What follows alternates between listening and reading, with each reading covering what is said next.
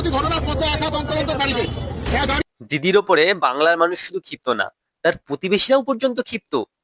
প্রতিবেশীরা রীতিমতো বাড়ি বেচে দিয়ে চলে যাচ্ছে, ইয়াং জেনারেশন রাজ্য ছেড়ে চলে যাচ্ছে, হিন্দুদেরকে বাড়ি থেকে তাড়িয়ে দেওয়া হচ্ছে। দিদি চাইছেটা কি? এ রাজ্যে কারা থাকবে? বাংলাদেশি রোহিঙ্গারা? তাদের জন্যই তো আন্দোলন। ভিডিওটা দেখুন আর সবাইকে শেয়ার করে দেখান। এই পাড়ার যে ঘরে ঘরে সার্ভে করুন, নরক করে দিয়েছে এই সম্প্রতি ঘটনার পথে আঘাত অন্তরন্তকারীদের। গাড়ি শুধু তাই নয়,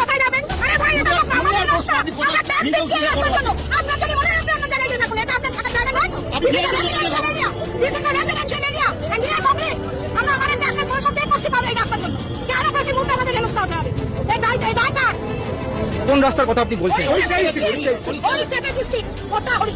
কেন আপনাদের সমস্যা হয়? উনি মানে কে? আচ্ছা, শুধু তাই নয়, রাত্রি 9টার পর বুলেট বাইক চলবে না। ঘিরে নিয়েছেন, দেখুন আপনাদের ওপরটা দেখুন।